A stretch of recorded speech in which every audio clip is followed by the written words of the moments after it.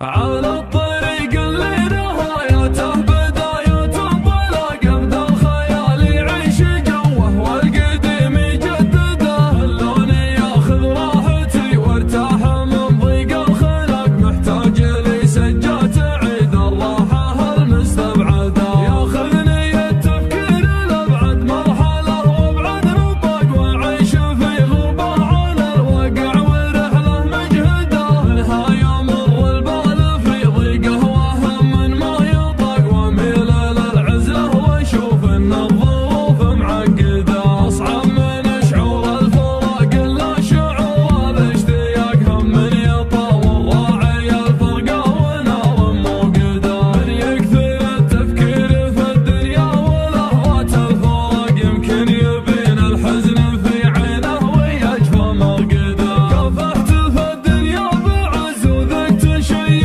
ما يذاق، ما مرت ظروف الليالي باردة ومبردة، بيني وبين العز واسلوم العرب عقد اتفاق، رصيدي اللي ما ملكته في بنوك الارصده، رزقي وتوفيقي على الله خالق السبع الطباق، اعيش لحظتي ولا افكر في بكره وابعده، كم من سليم شكله معافى وتفكيره معاق، يمشي على البيدا برجلينه وعقله في يده، اللي ينفتح للشر باب يصير كانه في سباق، واللي نصيته في مجال الخير كانك تطرده، الخير والمعروف ما يجزى بصده وانشقاق، على الاقل اللي تجمل فيك احد لا تجحده، هيا الرفيق اللي لي ضاقت علي الارض ضاق، يسعدني اللي شفته اسعد واحد الله يسعده، صدره خلي من الحسد والحقد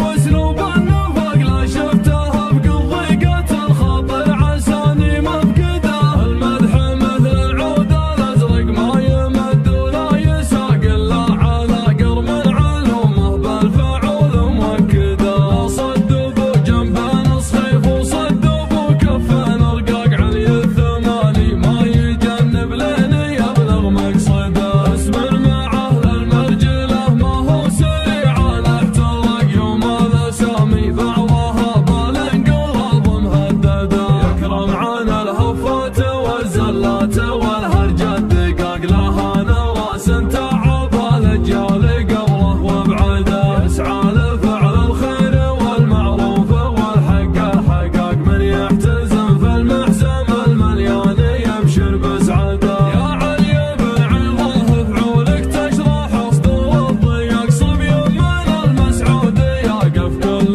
ما حان وعده، انت المشرف في الوطن والدبلوماسي في العراق، وتبين في يوم يجف الدم وسط الورده، اخوك يوسف ما ضرب الهينه والانفهاق، هو مسندك في حزه الشدات وانت مزنده، عزوة ثمان